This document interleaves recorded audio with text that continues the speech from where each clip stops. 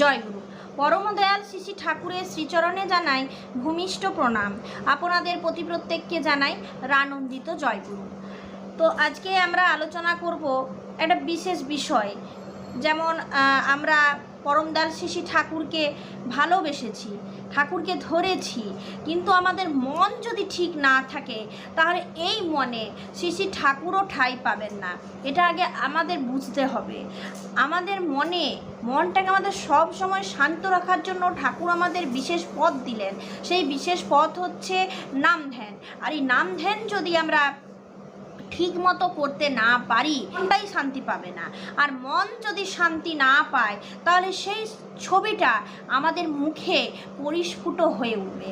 তো আজকে আমাদের এইটাই আলোচনা। দেখুন, সুস্থ জীবন সমান দেহ যুক্ত মন যুক্ত আত্মা। আর এরপরেই এর থেকেই আসে জীবনী শক্তি, যেটাকে বলছি ভাইটাল ফোর্স। সাম্যাবস্থার বিঘ্ন ঘটলেই রোগের উৎপত্তি ঘটে। পরমদয়াল শ্রী শ্রী ঠাকুর অনুকূলচন্দ্রও বলেন, মনটা দুষ্ট হলেই জানিস রোগের আথাল হয়, ওইটাকে তুই এড়িয়ে চলিস, করবি ব্যাধি জয়। সেই সাথে সাথে বললেন স্বপরিবেশ সুস্থ থাকার কথা। বললেন যে শারীরিক, মানসিক, পারিবেশিক এবং আধ্যাত্মিক সুস্থ থাকার কথা। মহাত্মা হ্যানিম্যানের মুখেও একই কথা উচ্চারিত হয়েছিল। তাহলে আমাদের মনটাকে শান্ত করবার জন্য পরম পূজ্যপাদ শ্রী শ্রী বর্তা বললেন নাম ধ্যান করতে। নাম ধ্যানে আমাদের মন সুস্থ থাকে, ভালো থাকে, কিন্তু আমরা অনেকেই আমাদের সময়ের অভাবে নাম ধ্যান করতে পারি না।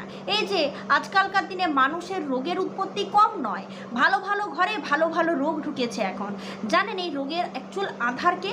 রোগের আধার হচ্ছে এই মনটাকে আমরা যদি সুস্থ না রাখি, বিভিন্ন রকমের আজগুবি চিন্তা, ঘরের মধ্যে বসে এক জায়গায় বসে একঘেয়েমি, কান্নাকাটি, এই ভাবগুলো থেকে আমাদেরকে বেরিয়ে আসতে হবে।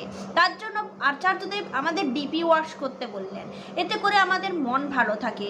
মন ভালো থাকে, রোগের উৎপত্তি কম হয়। কেউ বলে দেয়নি যে ঠাকুরের দীক্ষা নিলেই আপনার রোগটা ভালো হয়ে যাবে, ঠাকুরের দীক্ষা নিলেই সমস্ত সমাধান আসবে, এমনটা মানে নেই। ঠাকুরের দীক্ষা নেওয়ার পর হয়তো আপনার আরও রোগ বাড়তে পারে। ঠাকুরের দীক্ষা নেওয়ার পর আপনার হয়তো বিভিন্নভাবে বিপদ ঘটতেই পারে। তা বলে ঠাকুরকে দায়ী করা আমাদের কখনোই উচিত নয়। দায়ী আমাদের নিজেদের হওয়া উচিত। আর এই রকমভাবে থেকে আমাদেরকে নিজেকে সংশোধিত হতে হবে। সংশোধন না হলে আমরা কিন্তু রাস্তা পাবো না। তার জন্য আমরা মনটাকে আগে ঠিক করব। মনটা ঠিক করবার জন্য আমাদেরকে কি করতে হবে? ঠাকুরের ওপর বিশ্বাস করতে হবে, তার ওপর ভরসা করতে হবে। আর মনে যদি কোনো অশান্তি কারোর থাকে, সে যতই ভালো মন্দ খাক আর ভালোভাবে থাকুক, সে কখনোই দেখতে সুন্দর হবে না, তার উজ্জ্বলতা শরীরে মনে ফুটে বেরোবে না। তার জন্য মানুষের কাছে এই মনটাই হচ্ছে সব।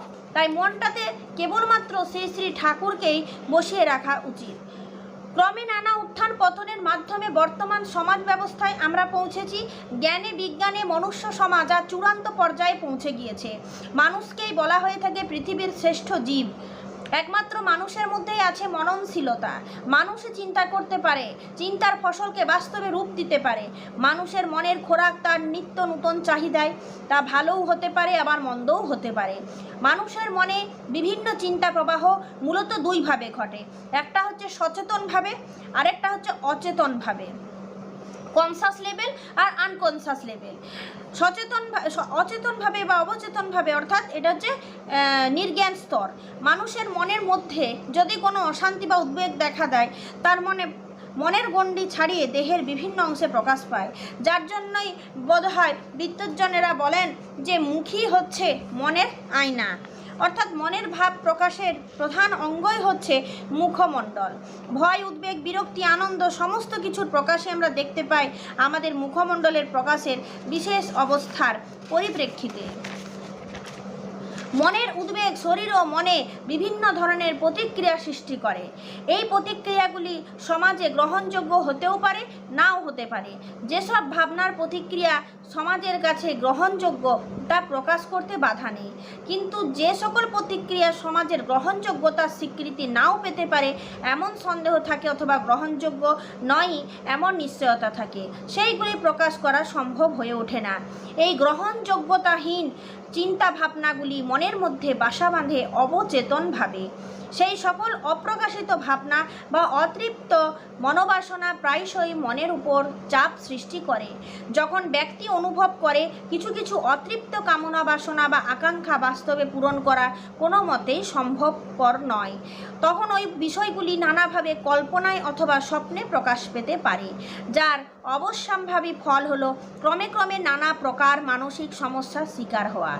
অবচেতন মনের এই সমস্ত ভাবনাগুলি বিশ্লেষণ করলে সমস্যাগ্রস্ত ব্যক্তির প্রকৃত সমস্যা বোঝা সম্ভব হয়ে উঠতে পারে। তাই মনস্তত্ত্ব বিশ্লেষণ ভীষণ গুরুত্বপূর্ণ মানুষের সুস্থতার জন্য। এইটুকু অংশ আমি পাঠ করলাম এই জন্যই যে আজকে দেখুন আমাদের মনের অবস্থা প্রত্যেকেরই প্রচণ্ড খারাপ, যার কারণে আমাদের এত রোগ জ্বালা হচ্ছে। মনটাকে সুস্থ করবার জন্য আমরা ঠাকুরের দীক্ষা নেওয়ার পর অনেক আমাদেরকে বিভিন্নভাবে আমাদেরকে পথ দেখানো হয়েছে।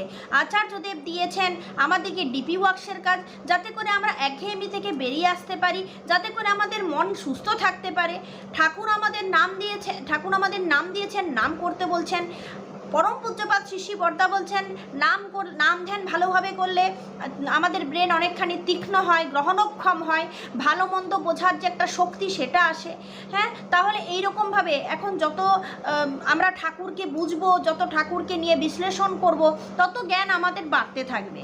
কিন্তু আমরা যদি কোনোভাবেই মুভমেন্ট না করি, এক জায়গায় বসে থাকি এবং ঘরোয়া কিছু কথা নিয়ে মাথার মধ্যে চালাতে থাকি, মুখে বিড়বিড় করতে থাকি, এগুলো যদি করতে থাকি, তাহলে ধীরে ধীরে আমার মুখটাও কালো পড়ে যাবে আর আমার মনে কোনো ঠাকুরের জায়গা থাকবে না। অ্যাকচুয়াল যে ঠাকুরকে ভালোবাসে তার কারোর প্রতি কোনো হিংসা ক্রোধ থাকবে না।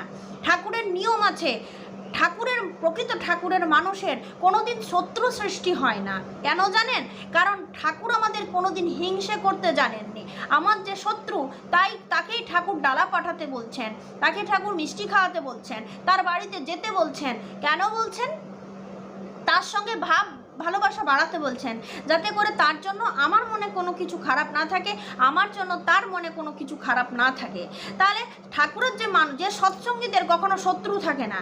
তার জন্য একবার আচার্যদেবের কাছে এসে এরকম অনেক ঘটনা হয়েছে, বলছে যে আমার শত্রু আমাকে বাঁচতে দিচ্ছে না, কাকে কাকে সন্দেহ আছে তার ঘরে ঘরে আচার্যদেব ডালা পাঠানোর ব্যবস্থা করেছেন। তাহলে কেন এটা হয়েছে? আমি যদি মনে করি যে আমি ওর সাথে লড়বো এবং আমার অনেক দূর হাত এরকম করে নিজে নিজে ভাবতে থাকি, তাহলে কিন্তু আমি কখনোই শান্তি পাবো না। তার জন্য ঘরের লোক কি পরের লোক কি সকলের জন্যই আমার মনোভাব সমান থাকবে, মন মুখ এক রেখে কথাবার্তা বলতে হবে। তাহলে শরীর রোগ সব কিছুই, শরীরে রোগ জ্বালা কম আসবে। আজকালকার দিনে আমাদের মনের স্বস্তি নাই, এই স্বস্তি নাই বলেই আমরা জীবনটাকে সুন্দর করতে পারছি না।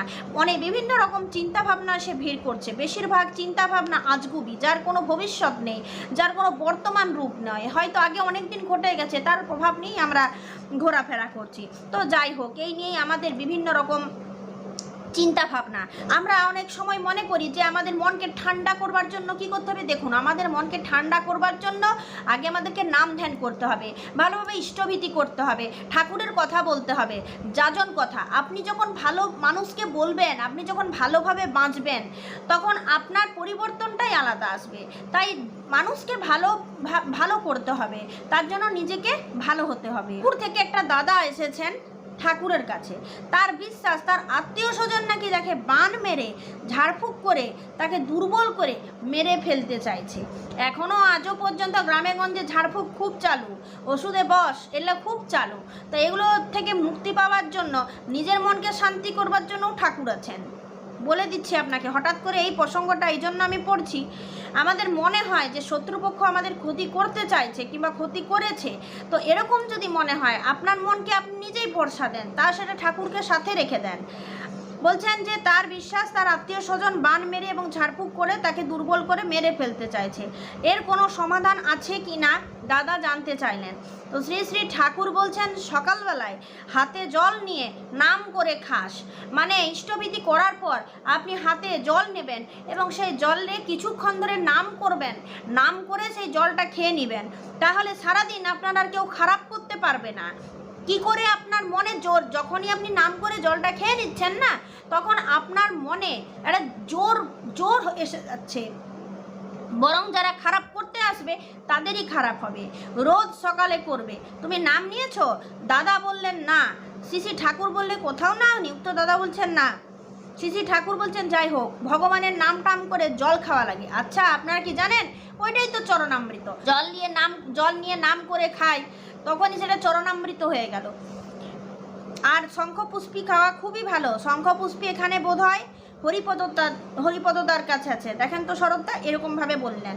দেখুন, চরণামৃত আমাদের প্রত্যেকেরই খাওয়া উচিত, সৎসঙ্গীদের প্রত্যেকের খাওয়া উচিত। হাতের তালুতে একটু জল নিতে হবে, জল নিয়ে সেই জল কিছুক্ষণ নাম করে সেই জল খেয়ে নিতে হবে। আবার যারা স্বস্তিনী আছে তারা স্বস্তিনী মন্ত্র পাঠ করে সেই জল খাবেন, তাহলে সেটা স্বস্তিনী চরণামৃত হলো। এই নাম করে জল খেলে আমাদের অনেক রাহু দোষ কাটে, গ্রহ দোষ কাটে, গ্রহের নজর আমাদের উপর পড়লে সেটা ঠিক হয়ে যায়। তো এইরকমভাবে আমাদের চলতে হবে, ঠাকুরকে সাথে নিয়ে চলতে হবে। ঠাকুরের সব কিছুই বলা আছে, আমরা কিছুই জানি না, কারণ আমরা ভাবি জানলেই পালন করতে হবে, আর পালন করা তো কঠিন চাপ, নিজেই খাদে পড়ে যাব। এই নিজস্ব দুর্বলতার জন্য আমরা ঠাকুরকে ভালো করে জানতে পারিনি, চিনতে পারিনি, আর বলতে থাকি ঠাকুর নিয়ে কি হবে। ঠাকুর নিয়ে যে কি হবে সেটা একমাত্র যারা করেছেন কিংবা যারা করেন তারা জানেন। ঠাকুর যে সঙ্গে আছে তা প্রতি পদক্ষেপে প্রমাণ দেন এবং তিনি ধাতে ধরে বলে দেন, মাধ্যম দেন সমস্ত কিছুর। আমরা আসল কথা পারি না। তো এই হচ্ছে আজকের আমাদের আলোচনা। নামধাম করে জল খান, মন ভালো রাখুন, সারাদিন আপনার কেউ খারাপ করতে পারবেন না, কারণ আপনার সাথে স্বয়ং দয়াল শ্রী ঠাকুর আছেন। এই ভরসা, এই বিশ্বাসের সাথে আপনি এগিয়ে যান। ভালো থাকুন, সুস্থ থাকুন। জয়।